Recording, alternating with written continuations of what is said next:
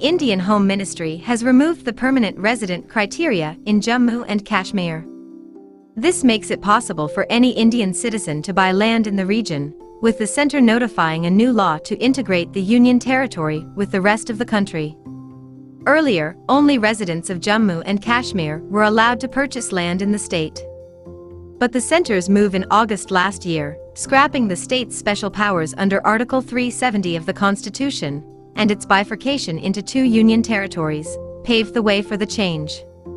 Sources clarified that the new law does not apply to agricultural land. I want to say this forcefully and with full responsibility that agricultural land has been kept reserved for farmers. No outsider will come on those lands, said the Lieutenant Governor. The industrial areas that we have defined, we want that, like the rest of the country, industries to come here, so that Jammu and Kashmir also develops and employment is generated, he said at a press conference.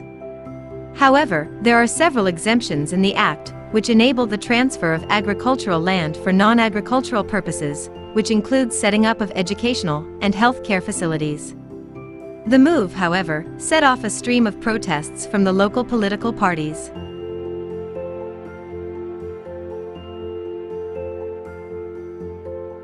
Amazon and Reliance Industries' fight for dominance of India's lucrative e-commerce space is turning into a face-off, with both sides battling over the assets of a supermarket chain that could be key to their wider ambitions. Mukesh Ambani and Jeff Bezos, two of the world's wealthiest men, want the stores and warehouses of future retail, which has penetrated Indian cities and small towns with sales of everything from grocery to fashion and electronics. Amazon, which owns a stake in a future unit, and Reliance have in recent months made pacts with the Future Group. Reliance intends to purchase Future Retail's assets without much delay after a Singapore arbitration court restrained Future from going ahead with the transaction. Reliance had agreed to buy Future's retail, wholesale, logistics, and warehousing units for $3.4 billion in August, pushing Amazon to request an emergency hearing to stall it. Amazon wants to block Reliance's purchase of Future's brick-and-mortar assets, because such a deal would give Ambani unparalleled dominance in the only billion-people economy open to foreign firms. Bezos has bet more than $6 billion on India, and Future's assets will allow it to reach small towns that house key consumers in a market estimated to swell to $1 trillion.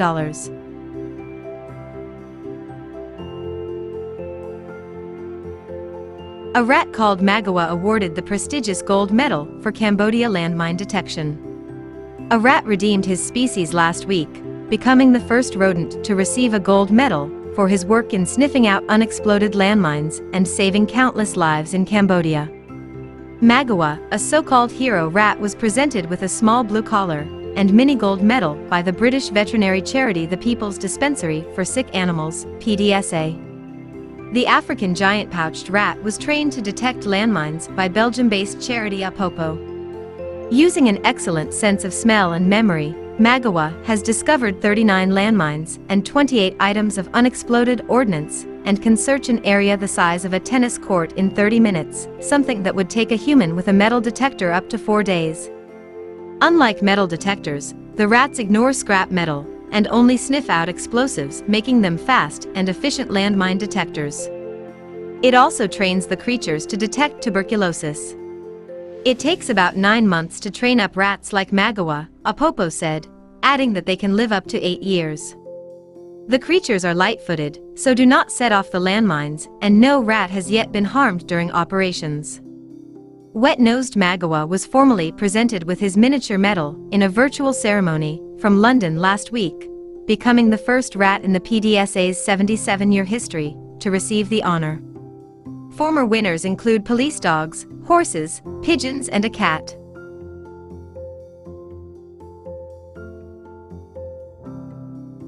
According to a modeling study, the ban on public events can bring down the COVID-19 reproduction number, R, number by a whopping 24% in less than a month. An R value above 1 indicates a growing outbreak, whereas an R value below 1 indicates a shrinking outbreak. The research using data from 131 countries suggests that individual measures, including the closure of schools and workplaces, ban on public events and gatherings of more than 10 people, requirements to stay at home, and internal movement limits are associated with a reduction in transmission of SARS-CoV-2. However, combined measures are more effective at reducing transmission, the researchers said. The measures most strongly associated with an increase in were lifting bans on gatherings of more than 10 people and reopening of schools, according to the researchers.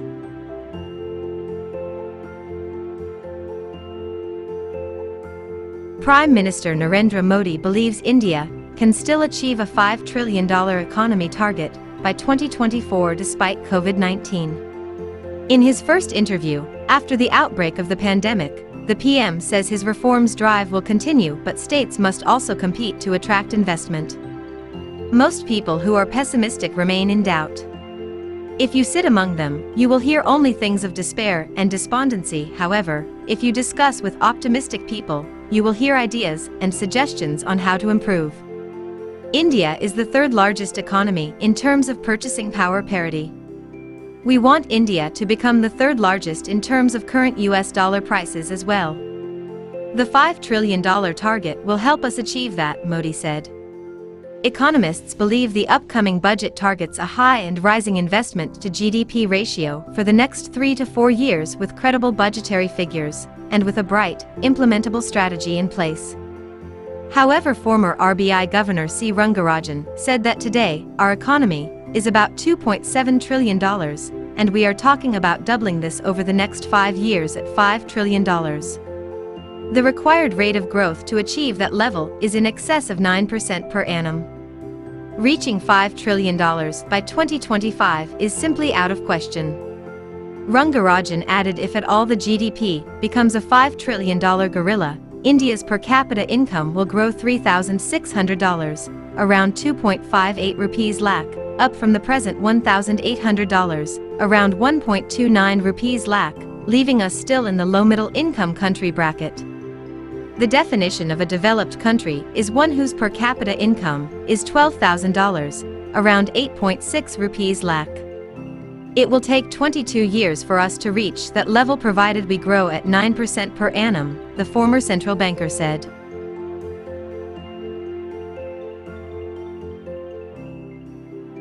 If Joe Biden wins next Tuesday's U.S. presidential election, he has pledged to give the country a leading role in global efforts to curb climate change. Experts are wondering how ambitious his plans would be on slashing emissions this decade. President Donald Trump, who has rejected mainstream science on climate change, does not have a plan to address global warming. Trump rejected the 2015 Paris Agreement early in his first term, and the United States is set to formally exit the deal to rein in global emissions on November 4, the day after the election. But Biden has pledged that if he wins and takes office in January, he would immediately rejoin the international accord and commit the country to reach net zero emissions by 2050. A push by Biden to reassert U.S. leadership on the issue would likely also include a pledge to slash emissions by 2030. That is because under the Paris Agreement, progress towards curbing climate change is measured by countries' pledges to rein in emissions this decade. All countries have been asked to update those pledges, but so far, few have. However, as the world's biggest historical emitter of greenhouse gases, and the biggest economy, the U.S. should clearly do more than merely the global average, said a climate scientist. With lethal heat waves, wildfires and floods intensifying around the world, scientists say the world's ability to avert catastrophic climate change could slip out of reach if emissions do not drop sharply this decade.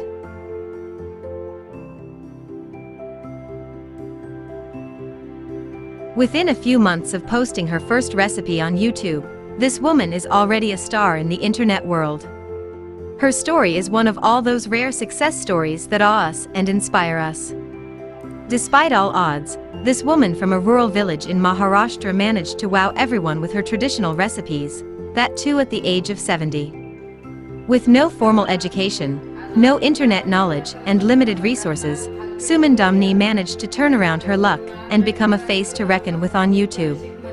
It all started with Suman Damni's 17-year-old grandson recognizing her cooking talent. He decided to start a YouTube channel called Apli Aji and started posting her Maharashtrian food recipes made with homemade spices and masalas. Months later, Suman Damni was accorded with the YouTube Creators Award that felicitates YouTube's most popular channels. Suman Damni, with the help of her grandson, shoots and posts the recipes from their home in Sarola Kazar village, about 15 kilometers from Ahmednagar. Her YouTube channel already has more than 6 lakh subscribers, and her recipe videos attract millions of views every day. From Vada Pav Bhaji to Besan Laddu and Balashahi, you'll find all popular Maharashtrian recipes on her channel, but made in traditional style. Her humble style of hosting the videos and teaching simple recipes with traditional flavors seem to have won many hearts. Subscribers don't forget to shower her with love in the comments on all her videos. It's truly heartwarming. As they say, it's never too late to realize your dreams.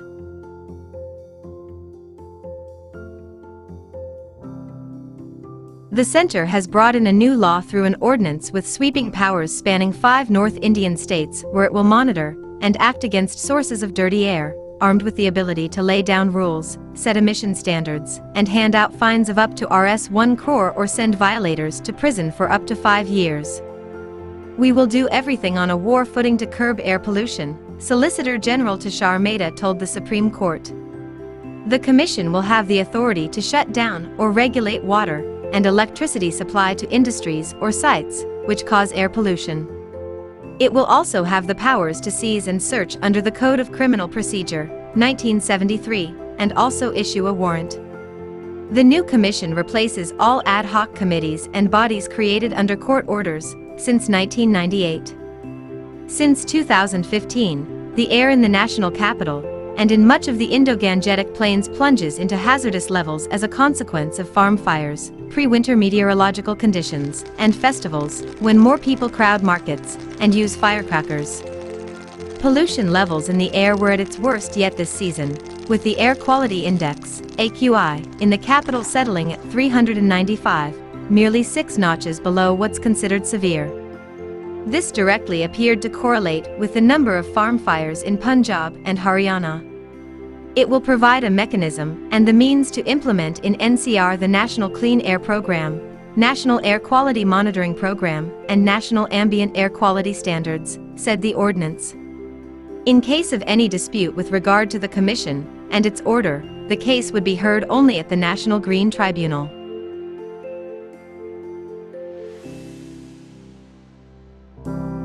The Dandelions present Sia. Namaste, my name is Sia. I am singing a bhajan on Ma Durga. Sa re ma pa dha sa dha pa ma re sa ma pa dha ma re sa dha sa Devi bhajo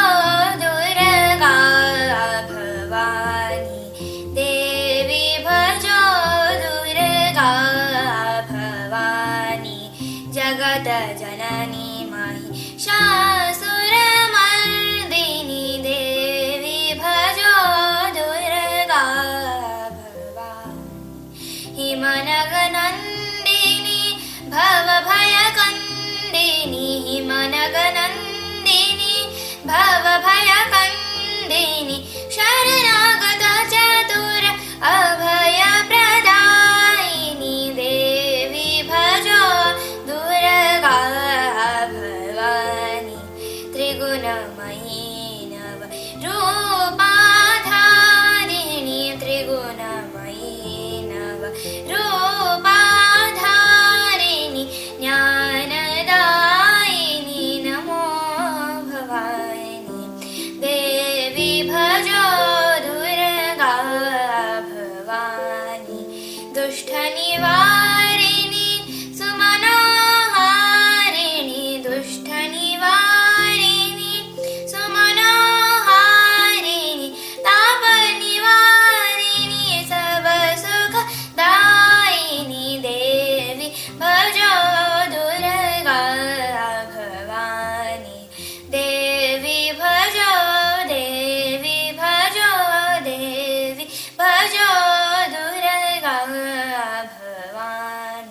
Stay connected with the universe through TD Heptas. If you like our contents, please hit the bell icon and subscribe to our channel.